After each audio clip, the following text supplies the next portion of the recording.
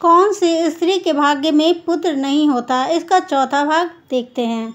भाग्य देवी और कर्मदेव से दिव्य संदेश प्राप्त करने के बाद महारानी मालवती का हृदय बदल चुका था।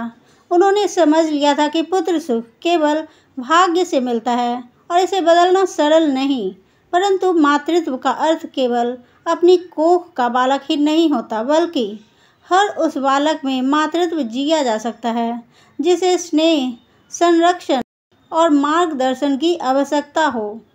महारानी ने निश्चय किया, यदि ईश्वर ने मुझे एक संतान नहीं दी तो मैं प्रजा के सभी बच्चों को अपनी संतान मानूंगी। मेरी गोद खाली नहीं रहेगी, क्योंकि मातृत्व का हृदय सीमाओं से बंधा नहीं होता। राज्य की प्रजा महारानी की करुणा और धर्म निष्ठा से पहले ही प्रभावित थी। जब उन्होंने यह घोषणा की कि वह प्रजा के बच्चों को अपनी संतान मानेगी, तो पूरे राज्य में आनंद की लहर दौड़ गई। गरीब परिवारों की स्त्रियां अपने बच्चों को लेकर राजमहल आने लगीं। अनाथ बच्चे, जिन्हें कोई सहारा नहीं था, उन्हें महारानी ने अपने महल में स्थान दिया। जो स्त्रियां विधवा थीं और अपने बच्चों के पालन पोषण में असमर्थ थीं, उनके बच्चों की देखभाल का भार महारानी ने उठाया। महल का विशाल आंगन बच्चों की किलकारियों से गूंजने लगा। जो गोद कभी सूनी थी, वहीं अब बच्चों की हंसी खिलखिलाहट से भर गई। महारानी हर बालक के साथ समान व्यवहार करती।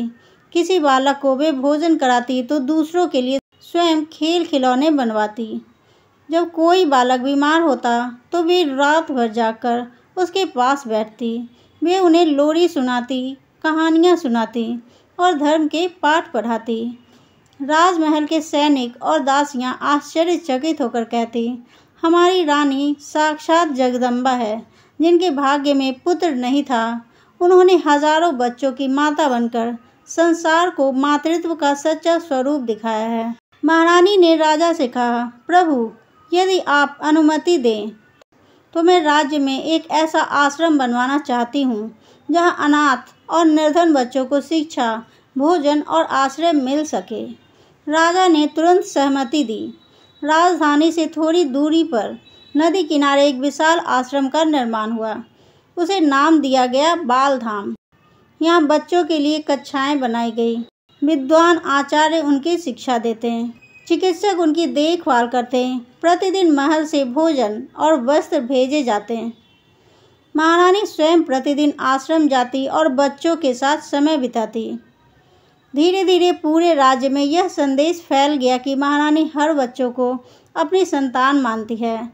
दूर दराज गाँव से लोग अपने बच्चों को लेकर महारानी से मिलने आते हैं। वे बच्चों को गोद में उठाती, उनके मस्तक को चूमती और आशीर्वाद देती। जब कोई बालक विवाह योग्य होता तो महारानी स्वयं उनकी शादी में माँ की भूमिका निभाती। इस प्रकार उनका मातृत्व केवल महल तक सीमित न रहकर पूरे राज्य में फैल गया। देवताओं ने जब यह दृश्य देखा तो वे प्रसन्न हो गए। इंद्र ने कहा, देखो, यह वही स्त्री है जिसके भाग्य में पुत्र नहीं था, किंतु इसने मातृत्व को इतना विस्तृत बना दिया कि आज यह हजारों बच्चों की माता है। यही सच्चा धर्म है। भगवान विष्णु ने कहा, यही कारण है कि कभी कभी हम स्त्री की गोद खाली रख देते हैं, ताकि वह मातृत्व को केवल अपने तक सीमित न रखकर संपूर्ण समाज तक फैला सके। प्रजा महारानी को अब केवल रानी नहीं बल्कि माँ कहकर पुकारने लगी। जब कोई बच्चा महारानी से मिलने आता तो वह कहता, जय हो माँ मालवती। उनकी करुणा और त्याग का वर्णन चारों दिशाओं में फैल गया। पड़ोसी राज्यों के लोग भी उनसे प्रेरणा लेने आने लगे।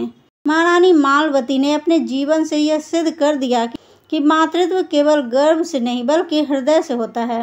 पुत्र सुख हर स्त्री को न मिले, परंतु मातृत्व का अनुभव हर स्त्री कर सकती है। कुछ स्त्रियां स्वयं संतानवती न होकर भी हजारों बच्चों की मां बन सकती है। उनकी यह कथा युगों युगों तक आदर्श बनी। अगले अध्याय में हम जानेंगे कि कैसे महारानी के मातृत्व ने समाज को बदला, किन कठिनाइयों का सामना उन्हें करना पड़ा जब कुछ लोगों ने उनकी निंदा की, और कैसे उनका त्याग अंततः देवताओं की वाणी से अमर बना। तो दोस्तों, इसका अगला भाग, 5वां भाग देखना ना भूलें। दोस्तों मेरी वीडियो पसंद आ रही है तो इसे लाइक करें, शेयर करें, सब्सक्राइब करें। तब तक के लिए थैंक्स फॉर वॉचिंग।